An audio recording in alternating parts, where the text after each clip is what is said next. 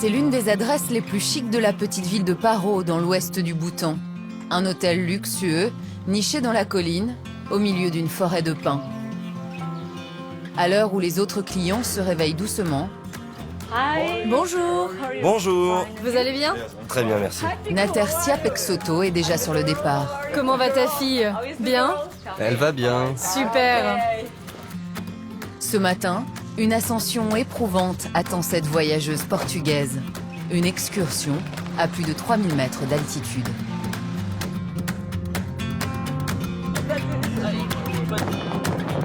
Combien de marches jusqu'à là-haut? Il y en a 750, puis encore 750 si tu veux arriver au sommet. Donc en tout, ça fait 1500 marches. Ça va nous prendre 3 heures de marche pour arriver au sommet. C'est mon dernier jour ici. Ça va être mon expérience la plus forte au Bhoutan. Accéder au monastère de Taksang, surnommé aussi le nid du tigre, se mérite. C'est pourtant le passage incontournable pour tous les touristes, le site le plus célèbre du Bhoutan.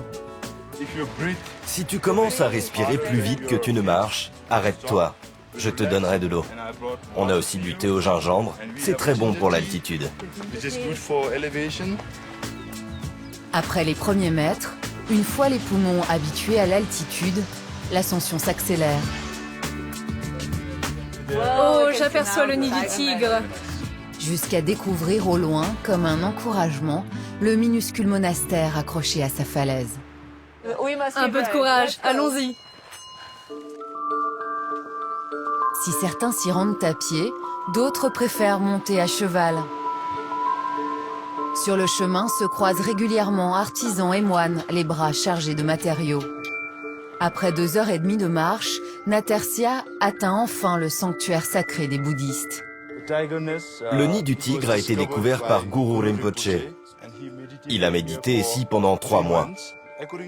Selon nos croyances, tous les Bhoutanais doivent visiter le monastère au moins une fois dans leur vie. Vous pouvez vraiment sentir de bonnes énergies ici.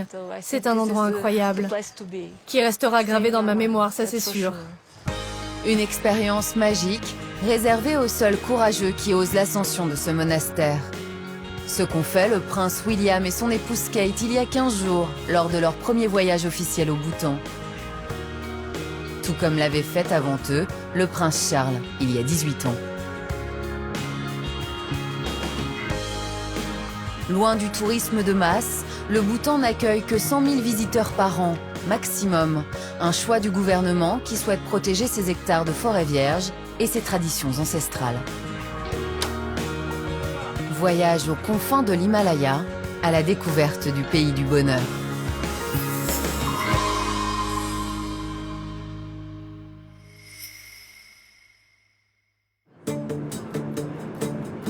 Pour arriver jusqu'au Bhoutan, il faut traverser l'Europe jusqu'aux portes de l'Asie. Survoler les cimes enneigées de l'Himalaya, se faufiler entre les montagnes, ce qui fait de cette piste d'atterrissage l'une des plus dangereuses au monde. Seule une poignée de pilotes chevronnés sont capables de se poser ici. La presse internationale se déplace rarement dans ce petit royaume niché entre l'Inde et le Tibet, sauf quand il s'agit de couvrir la visite du couple le plus célèbre d'Europe. Le duc et la duchesse de Cambridge ont passé 2 jours sur le sol bhoutanais, le temps de s'essayer au sport national, le tir à l'arc.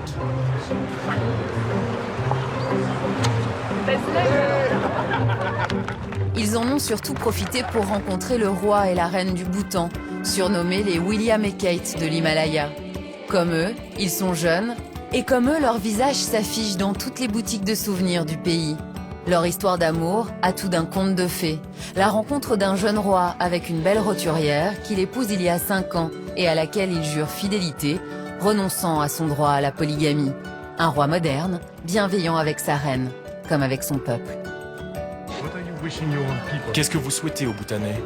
Je leur souhaite le bonheur, toujours, pour chacun d'eux. Du bonheur. Et merci à vous d'être venus au Bhoutan. Le concept peut sembler abstrait. C'est pourtant l'un des piliers de la vie quotidienne des Bhoutanais. Ici, on parle moins de produits intérieurs bruts, que de bonheur national brut. Et on l'enseigne jusque dans les écoles. Happiness is here and now. I have dropped my worries. Somewhere to go, something to do. But I'm not in a hurry. Dans cette école privée de Thimphu, la capitale du pays, chaque journée commence de la même manière. Chanson, puis méditation. Pour un occidental, l'impression de plonger dans un autre monde. Depuis plusieurs années maintenant, on enseigne ici les principes clés du bonheur national brut. Ce matin, le responsable officiel du BNB est venu leur rendre visite, l'occasion d'en apprendre un peu plus sur cette fameuse histoire de bonheur. C'est créer un environnement favorable pour que chacun puisse accéder au bonheur. C'est ça le BNB. À titre personnel, on parle de gentillesse, d'égalité et d'humanité. C'est différent de tous les modèles qu'on connaissait jusque-là et avec lesquels on a grandi. Bien sûr, il y aura toujours des gens pour regarder ce qui se fait ailleurs et penser que c'est mieux. Par exemple, les États-Unis, évidemment, ça fait rêver. Mais on s'est rendu compte qu'avec le développement économique venait aussi l'avarice. Et avec l'avarice, le risque de se perdre soi-même. Des mantras qui s'affichent jusque sur les murs de l'école. Protéger l'environnement. Respecter son prochain. Conserver ses traditions.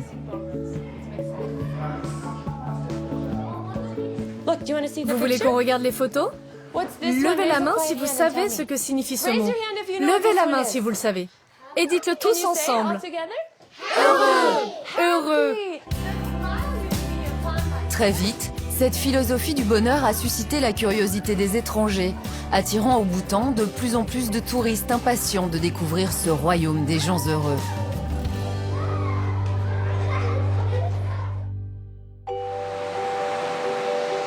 Sami Bayi travaille pour une agence de voyage française qui organise régulièrement des séjours au Bhoutan. Chaque touriste étant obligé de passer par un intermédiaire pour réserver billets d'avion et hébergement. Ça fait combien de temps qu'ils sont installés ici? C'est longtemps. Ouais. 7 ans 7 ans, ouais. L'État impose aussi que chaque visiteur dépense au minimum 250 $ par jour pour se loger et se nourrir. De quoi contrôler le flux de touristes et attirer des clients fortunés. Du coup, c'est la seule manière d'arriver ici? Oui. De luxueux hôtels ont donc ouvert leurs portes dans chaque grande ville du pays. Accompagné de Tashi Dorji, son collaborateur bhoutanais, il visite ce jour-là l'un des plus exclusifs de la vallée de Punakha, ancienne capitale du Bhoutan. Un établissement discret, entouré de champs et de rizières. Bonjour, bienvenue. Merci de nous accueillir. C'est un très bel endroit ici. Merci. La cloche. Ah, c'est la cloche? Elle fonctionne? Ça marche quand il y a du vent? De l'extérieur, la propriété ressemble plus à la demeure privée d'un riche seigneur qu'à un hôtel. 8 chambres seulement. Ils ont choisi de s'installer un peu en retrait, entouré de villages bhoutanais. Ils ont surtout choisi de reprendre pour le bâtiment principal une maison traditionnelle bhoutanaise qu'ils ont évidemment rénovée. Vous voyez, on voit encore les dessins, enfin les peintures originelles. Et ça, c'est quelque chose qu'on recherche pour nos voyageurs. Un refuge typique, mais qui a un prix, 1500 $ la nuit. La maison a quel âge? 65 ans, la maison. Ah bon? Et en fait, la maison appartenait de l'ancien chef spirituel du pays. Le luxe à la bhoutanaise. Sobre, presque dépouillé. Dans la pure tradition bouddhiste.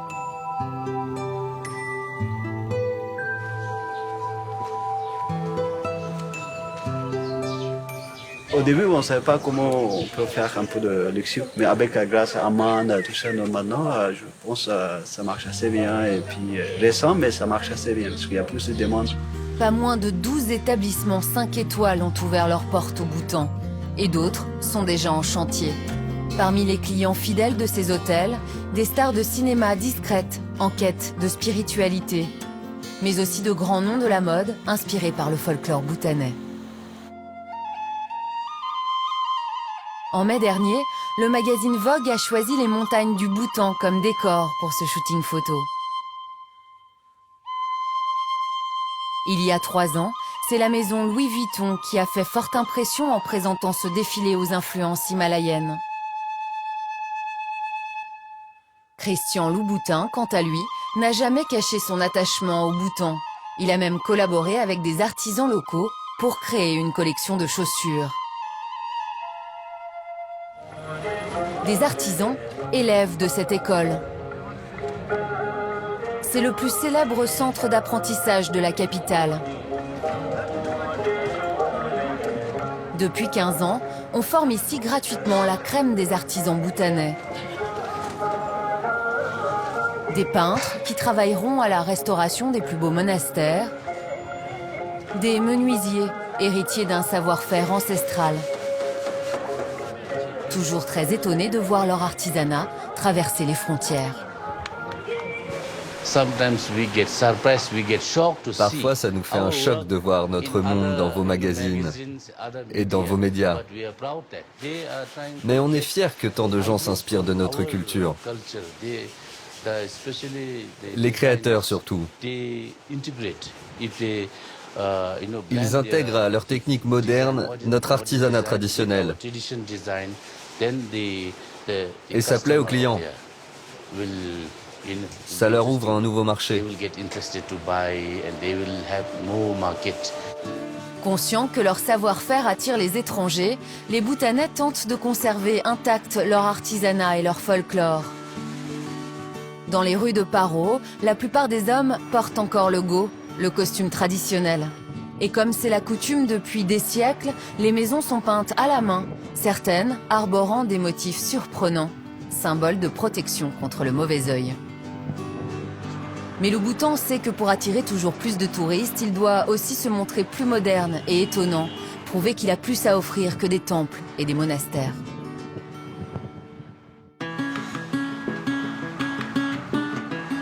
Bonjour, je suis Samy. Bonjour. Ravi de vous rencontrer. Je serai votre guide de rafting. Parmi les nouvelles activités que le pays développe en ce moment, le rafting, de quoi séduire les jeunes voyageurs, une première pour Tachi. Tu vas pouvoir la mettre avec ta tenue traditionnelle Tachi, ça va être du rafting à la bhoutanaise là. Ouais. C'est un peu comme dans le pain. L'image du Bhoutan, c'est plutôt du tourisme culturel, avec de la visite de temples, la visite de monastères. C'est l'image originale. Et de plus en plus, on essaie de dynamiser un peu la destination, de changer un petit peu l'image du Bhoutan pour l'ouvrir à de nouvelles clientèles. Je sais pas quoi dire, mais c'est un peu... ça me semble un peu bizarre.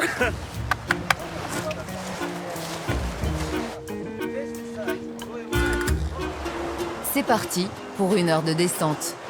Prêt pour les rapides? Oui, je vais m'envoler.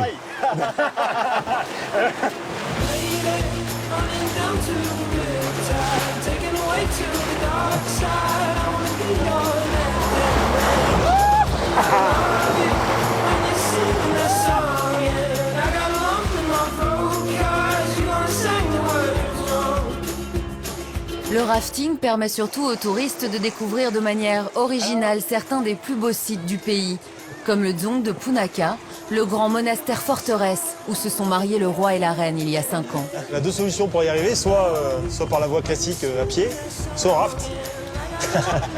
On a choisi le raft, ça change un petit peu. Depuis 45 ans, date à laquelle le pays a délivré son premier visa touristique, le Bhoutan n'a cessé d'évoluer, jusqu'à se métamorphoser. Yeah.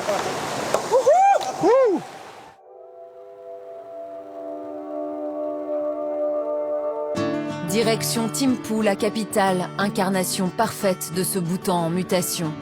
Une ville pleine de paradoxes, en pleine expansion, mais où il est toujours interdit de construire des bâtiments de plus de 5 étages. Dans les rues, aucun feu rouge, juste un policier qui assure la circulation. Mais sur les toits, dépassent quelques antennes satellites. L'apparition de la télévision et d'Internet il y a 16 ans seulement a bouleversé la vie des Bhoutanais. Il y a un peu moins de tenues traditionnelles. Hein. Il y a 3 ans, il y avait quand même, peut-être pas la majorité, mais beaucoup de gens qui étaient encore habillés comme Tachi. Oui. Et aujourd'hui, Aujourd'hui, surtout le week-end, la tenue c'est plutôt une tenue occidentale comme la mienne. Pourquoi Tachi? Une des raisons, ça peut être à cause de télévision. Ça évolue maintenant, c'est partout dans le village, dans toutes les maisons du bouton. Oui. Ouais. Donc ça change quoi, ça change la mentalité. En 10 ans, les boutiques de téléphones portables et de baskets se sont multipliées aux 4 coins de la ville. Le Bhoutan semble à la croisée des chemins. À la nuit tombée, la ville laisse s'exprimer cette nouvelle jeunesse bouillonnante.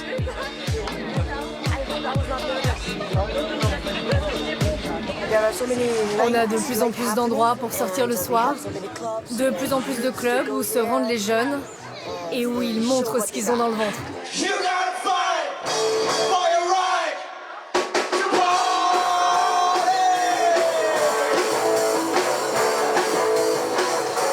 Les comptines enfantines de l'école du bonheur ont fait place à des chansons résolument rock'n'roll.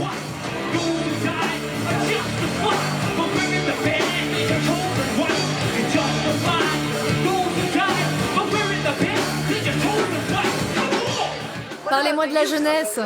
D'un côté, on est en phase avec la mondialisation, mais de l'autre, on reste très attaché à nos racines. Vous savez, on vit toujours chez nos parents. Donc je dirais qu'on a la foi moderne et traditionnelle. Et vous pensez que ça va encore changer? Que c'est juste un début? Oui, je pense qu'un plus grand changement est encore à venir. Une génération en subtil équilibre, à l'image du pays, un pied résolument ancré dans la tradition et le regard tourné vers l'avenir.